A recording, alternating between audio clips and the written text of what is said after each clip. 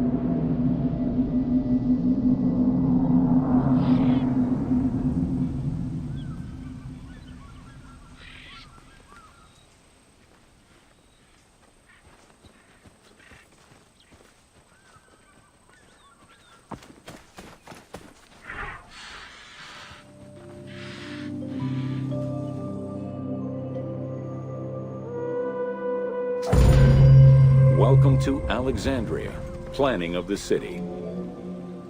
Alexander's plan to build his great city began with a verse from Homer's Odyssey.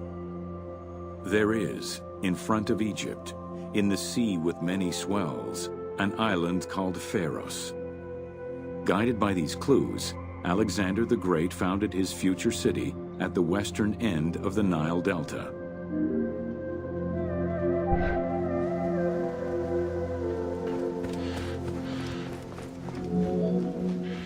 Though Alexander considered this location ideal for his great city, it presented considerable challenges. Too difficult to access during storms, the surrounding swamps threatened disease, and the limestone soil prevented the growth of healthy crops. However, due to the influence of his mentor Aristotle, Alexander the Great recognized that the true value was its strategic emplacement. Alexander knew that in controlling Pelusium to the east, Memphis to the south, and his crowning glory Alexandria to the west, he would create a triangular stronghold, allowing him to control the entire delta while giving him access to the Mediterranean.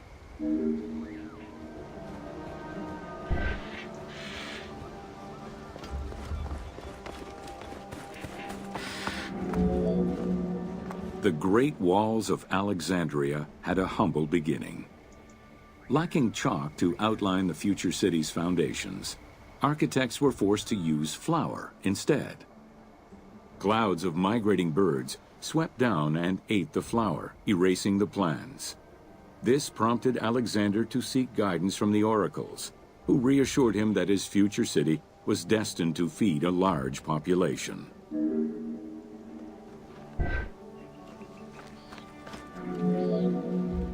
Excavations led by Mahmud Bey el-Falaki in the 19th century revealed that the wall enclosure measured approximately 5.2 kilometers in length and 2.2 kilometers in width. It was roughly 9 meters in height.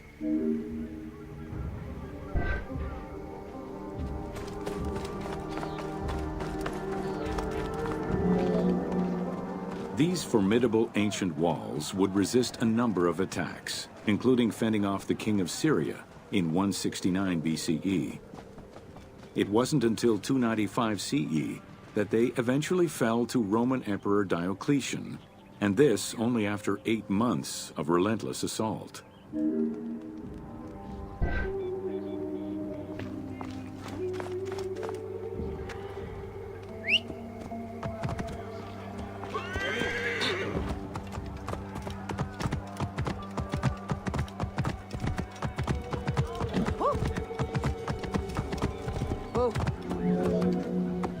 Alexandria's principal architect, Dinocrates, chose a Hippodamian grid plan. The grid maximized functionality, with wide, straight roads and canals running beneath them. Alexander recognized the military value of the city's design. The wide, parallel streets gave him optimal surveillance of the city while allowing the unobstructed flow of troops.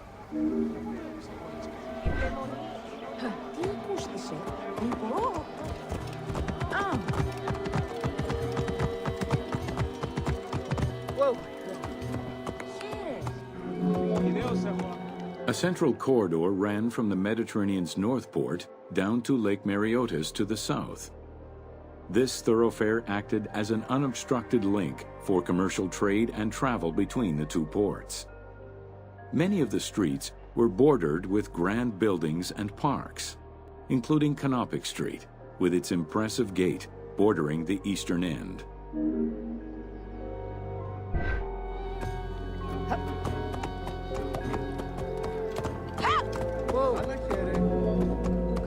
Alexandria was most likely built upon an already existing Egyptian village. Upon its completion, the Egyptians reviled the city, refusing to call it by its founder's name. Instead, they called it Raked, the building, as a mark of disdain, which was later Hellenized into Rakotis. Despite this, the name Alexandria would remain.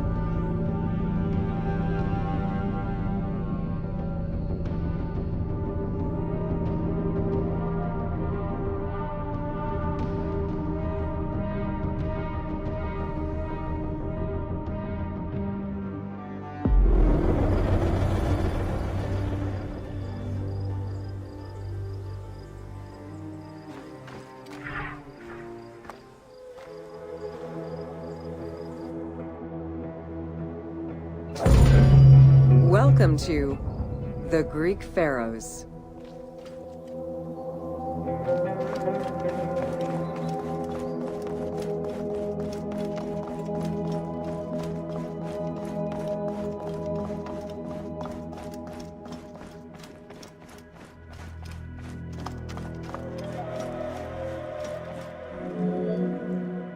Pharaohs were considered divine incarnations of the gods.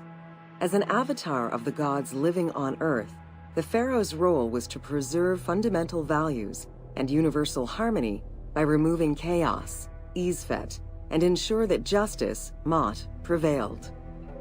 The pharaoh, by divine ancestry and through multiple offerings, was the bond that unites the world of men to the world of the gods and allows the maintenance of the cosmic order.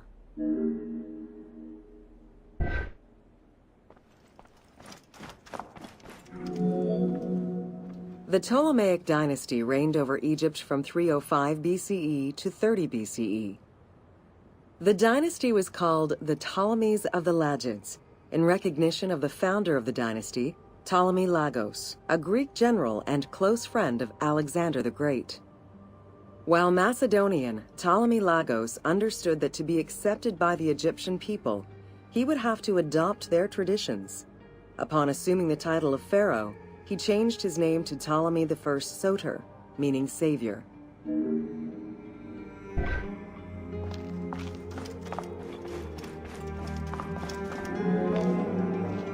Born in 356 BCE, Alexander the Great went through a hasty education in the affairs of the kingdom before integrating into the Macedonian army, where he quickly rose through the ranks.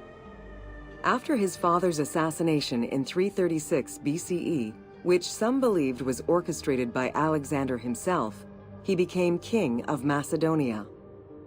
Ruler of a unified kingdom and leader of a large army, Alexander set his sights on conquest. Eager to reclaim the Greek cities of Asia Minor, he took on the Persian forces, earning victory after victory.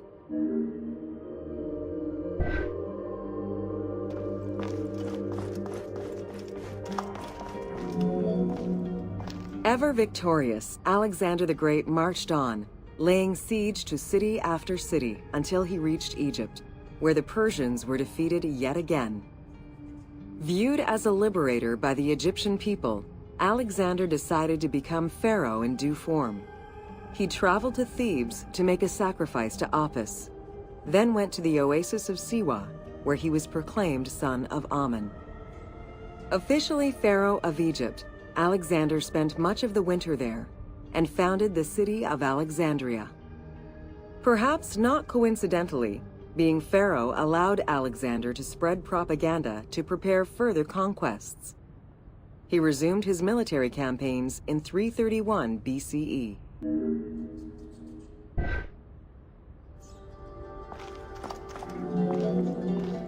On his deathbed in 323 BCE, Alexander the Great gifted the satrapy of Egypt to Ptolemy Lagos.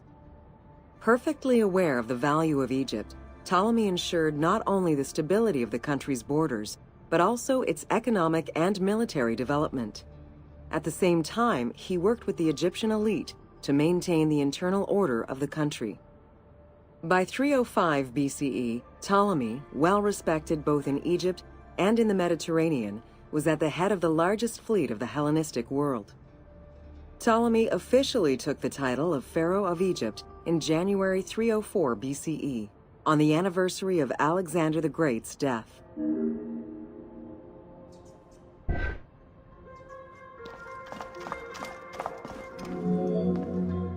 Alexander died in Babylon in 323 BCE. His remains were placed first in a solid gold sarcophagus, and then within another. The casket was carried in an ornate custom wagon, gilded and set with precious stones, and pulled by 64 mules crowned with gold.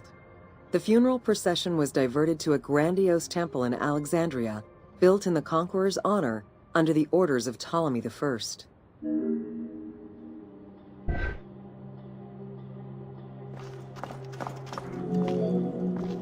Julius Caesar visited Alexander's tomb at the capture of Alexandria, and the Roman Emperor Augustus reportedly placed flowers there. However, though many powerful leaders claim to have visited it, the tomb's location has gone missing from history. Some accounts do state that the golden coffin was replaced by a glass sarcophagus, probably by Ptolemy X. It is also implied that Cleopatra may have plundered the tomb in a time of financial crisis.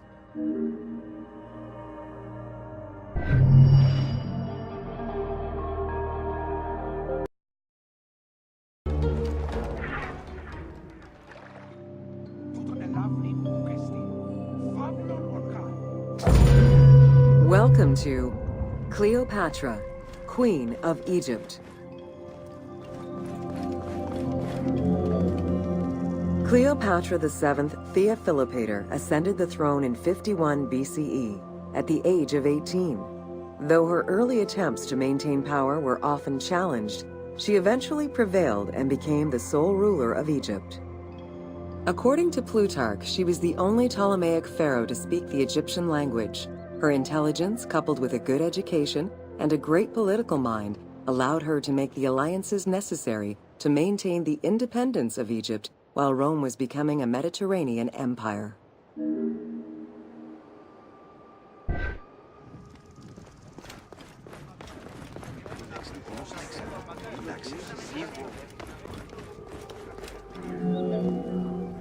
It is important to understand that Cleopatra's knowledge of Egyptian language and keen understanding of the culture allowed her to make powerful ideological reference that resonated with ancient Egyptians.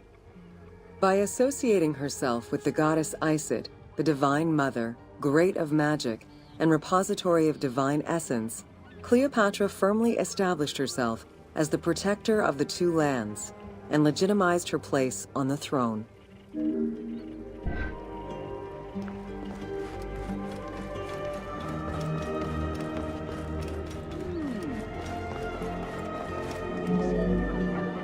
Upon his death in 51 BCE, Ptolemy XII Aulus bequeathed his kingdom to his daughter and eldest son, Cleopatra VII and Ptolemy XIII. As was custom, the siblings were married. The new pharaoh was 10 years old, his sister wife 17. The early years of their reign were not easy. Between 50 and 48 BCE, droughts and floods aggravated Egypt's problems. General Achilles and the royal advisor Pothinos kept intervening in the young ruler's political decisions, and eventually colluded to turn Ptolemy XIII against Cleopatra. By 48 BCE, Cleopatra was in exile.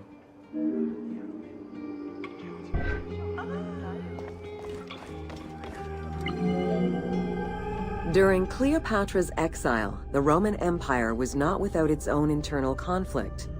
Caesar and Pompey were at war with one another, and after his defeat in 48 BCE, Pompey fled to Alexandria in the hope of finding refuge. This turned out to be an unwise decision. Listening to his advisors, Ptolemy XIII elected to have Pompey assassinated, his head kept as a gift, in the hopes of acquiring Caesar's favor. This gambit backfired. Instead of earning approval, the murder of a Roman greatly angered Caesar.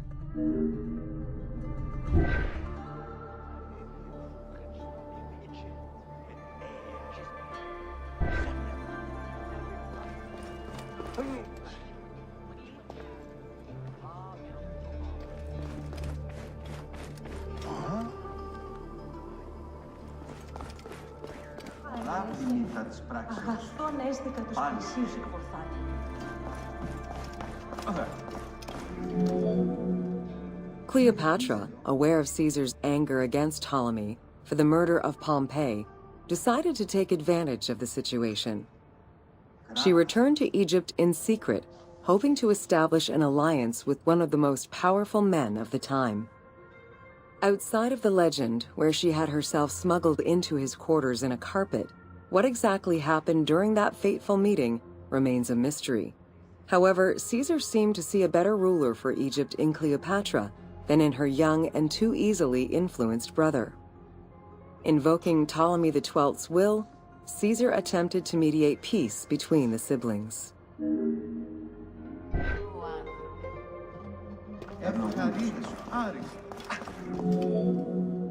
Ptolemy XIII was enraged by the turn of events, and his advisors were none too happy to see Cleopatra return. Urged on by General Achilles and Pothinos, the young pharaoh plotted against Caesar and Cleopatra, resulting in the siege of Alexandria in 47 BCE. It was in March 47 BCE that Caesar defeated Ptolemy XIII's forces. The young pharaoh drowned in the Nile after having fled the battlefield. With her opponents dead or powerless, Cleopatra married her other much younger brother, Ptolemy XIV, and finally claimed the throne of Egypt for good. The end of the Alexandrian War also cemented the romantic and political alliance between Cleopatra and Caesar.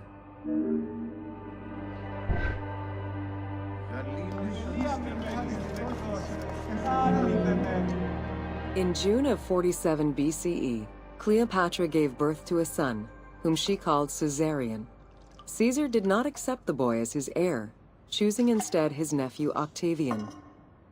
Nonetheless, on his return to Rome, Caesar invited the queen and her brother husband to stay in the city. Her presence still drew much disapproval from the Senate. Always a strategist, Caesar left 4 legions in Egypt, and a man he trusted to direct Egyptian affairs, giving him control of the wheat supplies essential to Rome. Cleopatra and her entourage remained in Rome until March 44 BCE, when Caesar was murdered.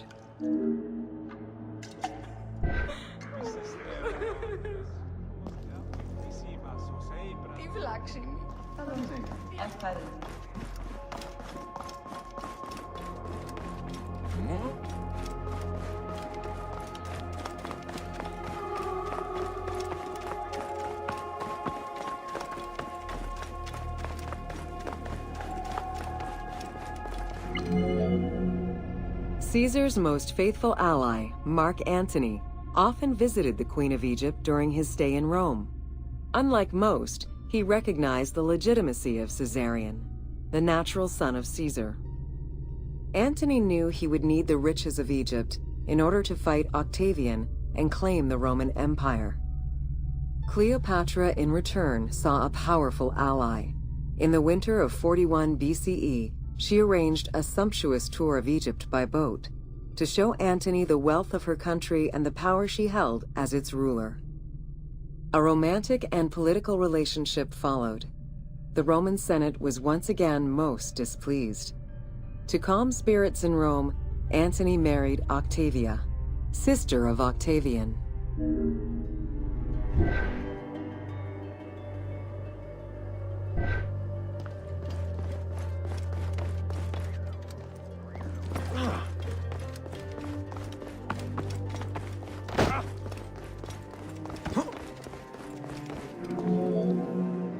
Despite his marriage to Octavia, Antony remained Cleopatra's lover, and she gave birth to their children.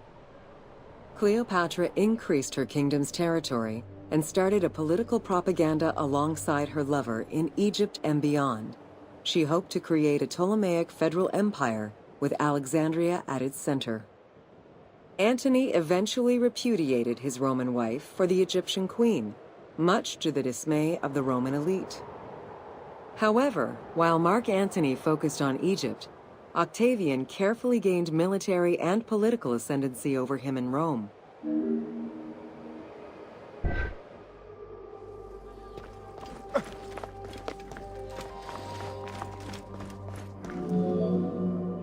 Octavian managed his own propaganda campaign and succeeded.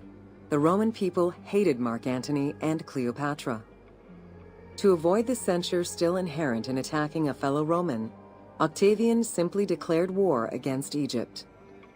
Rome's power still reigned supreme. The powerful Egyptian fleet, led by Cleopatra as well as Mark Antony's forces, were defeated in 31 BCE in Actium. Octavian arrived in Egypt in 30 BCE to formalize his victory.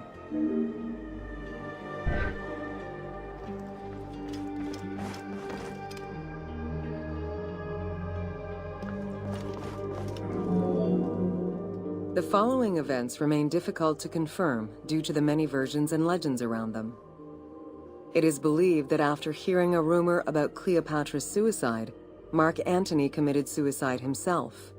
He was brought to the queen as he slowly passed away. Knowing that Octavian would have her chained and paraded through Rome in defeat, Cleopatra planned her own suicide. She most likely killed herself with arsenic, though admittedly, the version where she uses an asp to deliver a fatal bite may be considered more dramatic. What happened to the body of Cleopatra is still a mystery.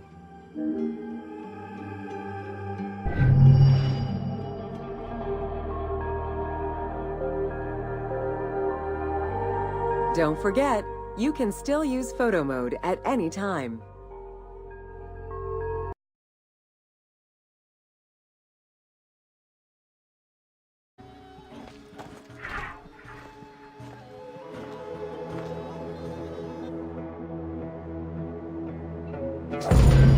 Welcome to Introduction to Alexandria.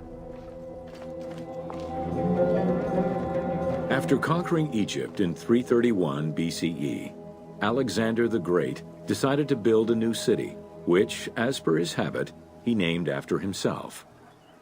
After his death, Alexandria quickly became the capital city of the Ptolemaic kingdom and the most important city of the Greek world.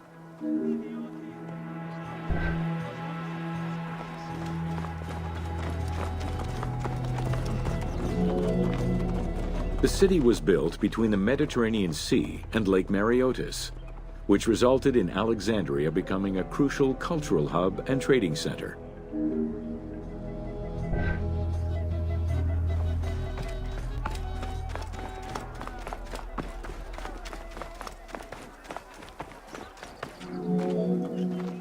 Sumptuous buildings could be seen wherever one turned their gaze: the royal palaces, the many temples, the gymnasium, lush public gardens, and large avenues.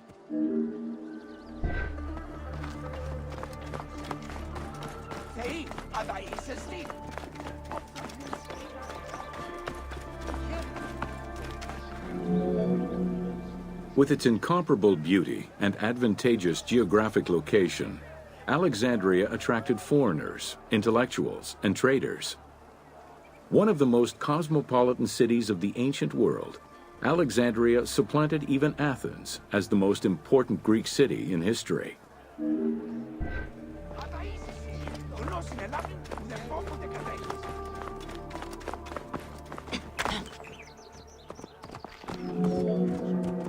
Egyptian obelisks were highly prized by Roman architects. While Roman design previously favored the use of a single monument, Egyptian obelisks tended to come in pairs and were generally located at the entrance of temples. Several ancient Egyptian obelisks are still in existence today, though many are spread out across the world in locations such as Paris, Rome, New York, and London. All of this shows that Alexandria was significantly influenced by the rich past of Egypt.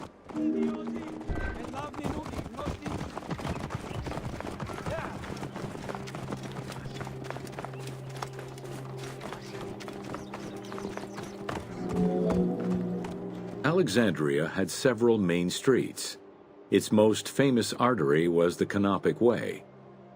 It was lined with sumptuous buildings, houses, and temples, and was roughly 8 kilometers in length. This street was one of the most important shipping entrances to Alexandria and often hosted processions and festivals.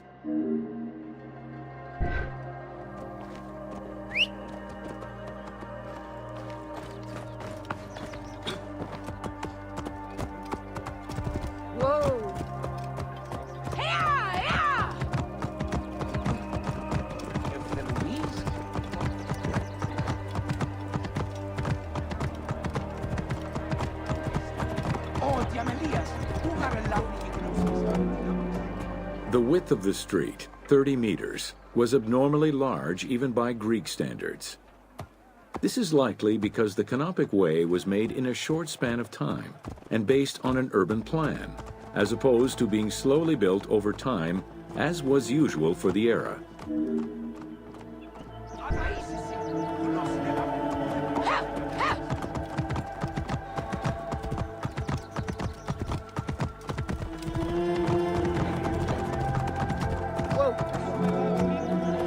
The Canopic Way originated in the western cemeteries, skirted the gymnasium, and then exited the city to head east through massive doorways towards Canopus. This structure was known as the Canopic Door.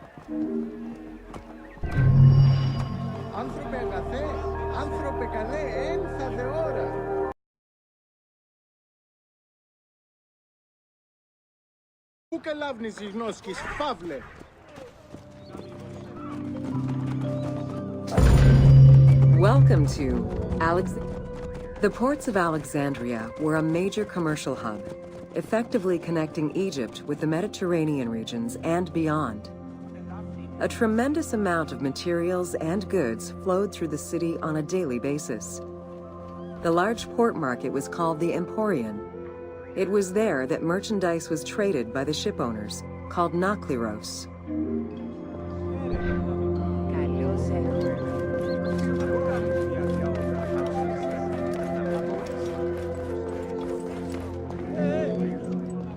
Food and other artisan work streamed out of Egypt. Ceramics, glass, golden rings, and minted coinage. The local potters, using traditional Egyptian techniques, competed with those from abroad, and the textile industry flourished. What Egypt did not produce itself was acquired through trade, using local resources such as wheat and papyrus. Most sought after was pine wood from Syria, iron and marble from the Greek islands, gold from Spain, and exotic fruits from Europe. All this commercial activity contributed to the already decadent wealth of the city.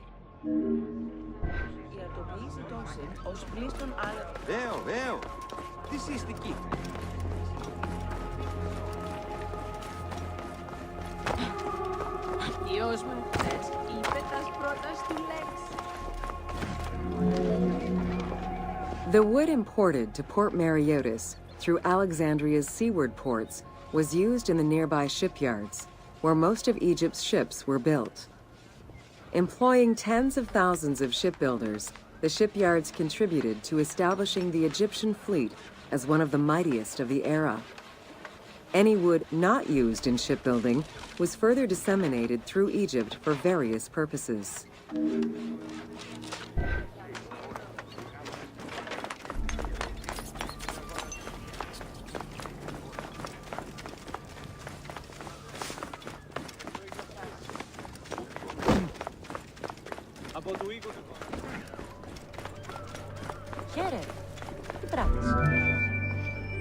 The southern port of Lake Mareotis was the biggest in Alexandria.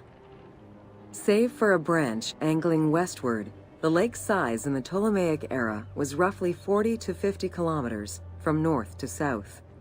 Its waters were maintained by a steady runoff from the Nile.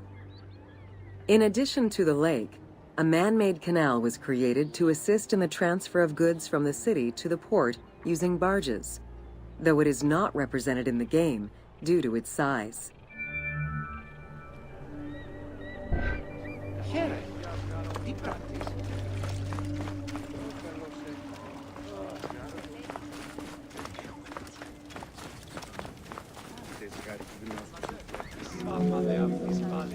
Banking was one of the most distinctive innovations brought by the Greeks to Egypt.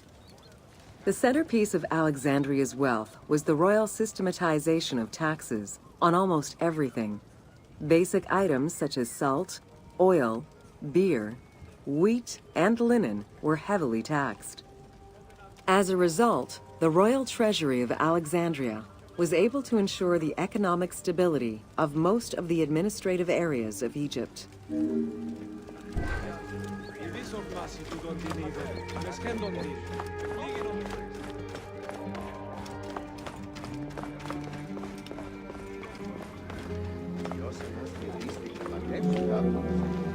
By the late 12th century, the channel feeding the lake from the Nile silted up. Lake Mareotis lost its connection to the Mediterranean, as well as most of its water, as the lake slowly evaporated to a fraction of its former size.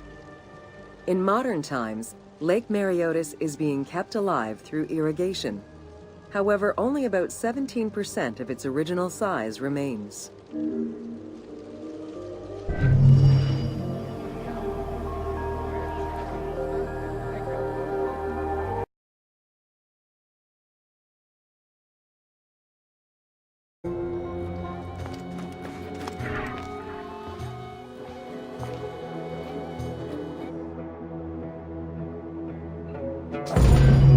Welcome to Alexandria, City of Celebration. Like most Greek cities, Alexandria offered multiple forms of entertainment. Most were related to cults, religious practices, and the festivities surrounding those practices. Among those festivities, the most important ones were the dynastic celebrations, instituted in honor of the deified Ptolemaic kings and queens.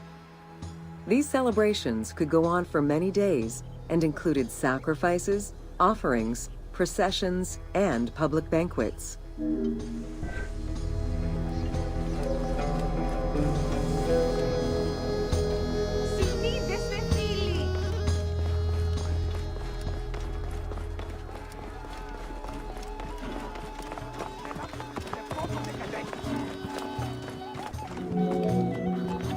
Games and competitions were organized whenever possible in locations such as the stadium, the hippodrome, and the gymnasium.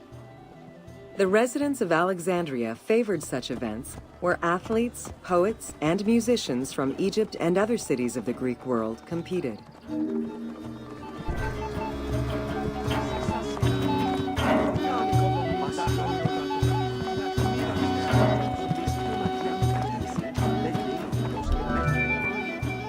Like all good Greek cities, Alexandria had a theater. The architecture of this structure is Roman in style. This is because the team duplicated a theater from Cyrene. Roman theaters were usually semicircular and built from scratch on a flat area with structures designed to enhance oration. Greek theaters were more oblong in shape, similar to a horseshoe, and favored the slopes of natural hills to support their acoustics.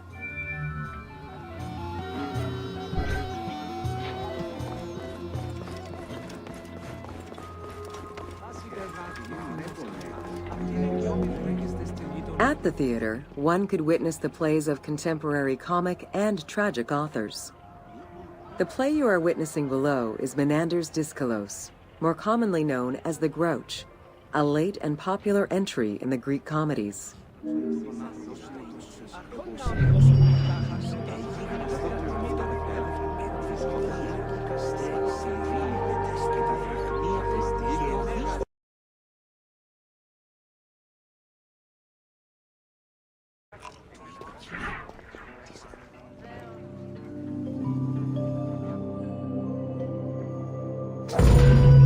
Welcome to Education in Alexandria. The education of young Alexandrians did not differ from the one generally dispensed elsewhere in ancient Greece. At the age of 7, the child was taken in charge by a tutor, who then became responsible for instilling an elementary education as well as good moral principles.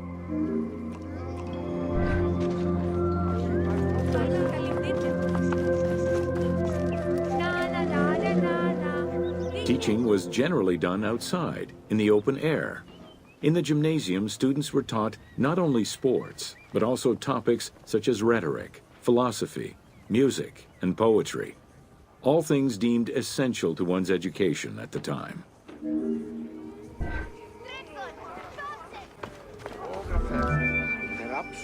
Here, both girls and boys are shown attending a class given by one of the rhetoricians of the era. The team made the choice to show both genders attending class within the context of the game world. Even though it is historically inaccurate, the team felt it was not necessary to prioritize historical sexism over inclusive gameplay.